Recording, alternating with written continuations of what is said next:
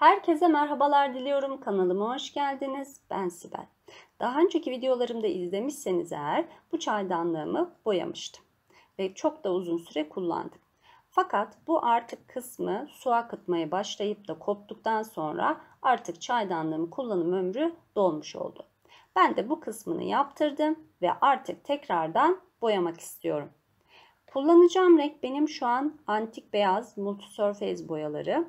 Tüm boyaları kullanmadan önce güzelce bir çalkalıyoruz. Ondan sonra boyama işlemine geçiyoruz.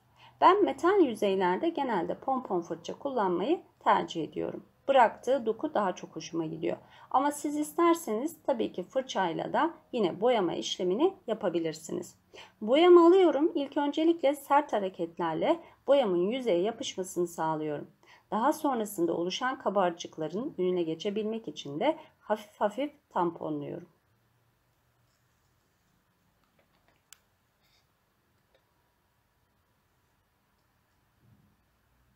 Bu şekilde bütün çaydanlığımı boyuyorum.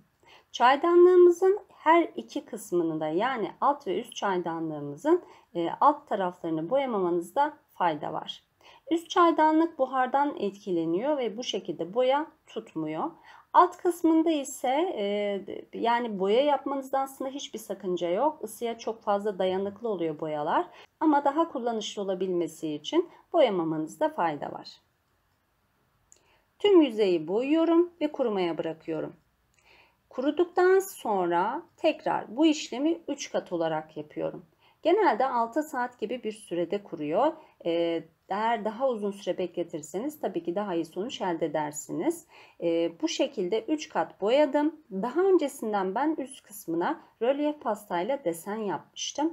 İsterseniz sizin de eğer bu şekilde daha önceden rölyef pastayla yaptığınız bir işlem varsa bunu zımpara yardımıyla isterseniz yok edebilirsiniz. Ya da benim yaptığım gibi hiçbir işlem yapmayıp daha önceki kullanmış olduğum stencil şablonunu üzerine koyarak başka bir renkle üst kısmını renklendirebilirsiniz. Ben bu sefer metalik antrasit rengi ile bu kısımlarını renklendiriyorum. Yine aynı şekilde pompon fırça da kullanabilirsiniz ya da stencil fırçası da kullanabilirsiniz.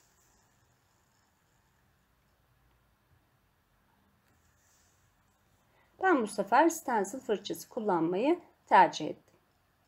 Kenarlarından stencil şablonumu bu şekilde bantladım. Hafif hafif tamponlayarak boyamı bütün yüzeye yediriyorum.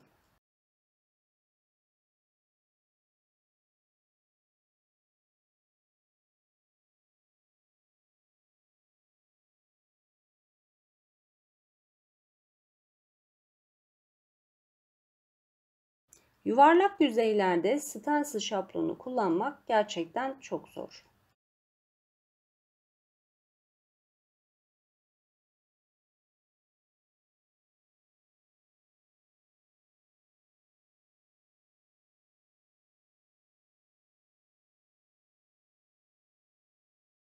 Ve sonuç gayet güzel oldu diye düşünüyorum. Yine diğer üst kısmını da küçük olan stencil şablonunu kullanacağım.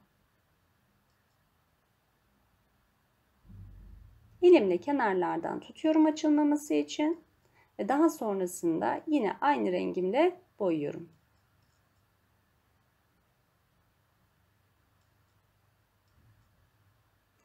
Ben tutma yerlerinin de yine antresit rengi olmasını istediğim için bu kısımlarını da yine aynı şekilde boyuyorum.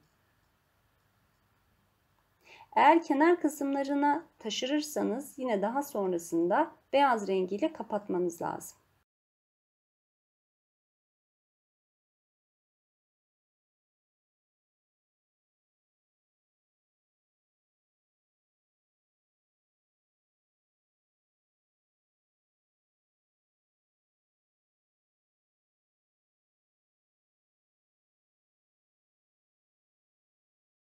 Evet, dediğim gibi alt kısmını boyamadım. Yan kısımlarını boyadım sadece. En sonki kısım vernikleme işlemi. Taş verniği kullanmak istiyorum. Her türlü dış etkiye karşı çok dayanıklı olan bir vernik. Yine bu verniğimi fırça yardımıyla yüzeye sürüyorum. Kuruduktan sonra ikinci kat verniği atarsanız biraz daha iyi sonuç elde edersiniz. Yine aynı şekilde bu taş vernik hem suya daha dayanıklı olmasını sağlıyor, ısıya daha dayanıklı, yani her türlü dış etkiye karşı dayanıklı olmasını sağlıyor. Özellikle dış mekanlarda kullanılacak mobilyalar için taş vernik kullanmakta fayda var. Çok bolca sürmüyoruz verniği. Üzerinde çünkü leke bırakacaktır. O yüzden daha az, yani yüzeye sürmeye özen gösteriyoruz.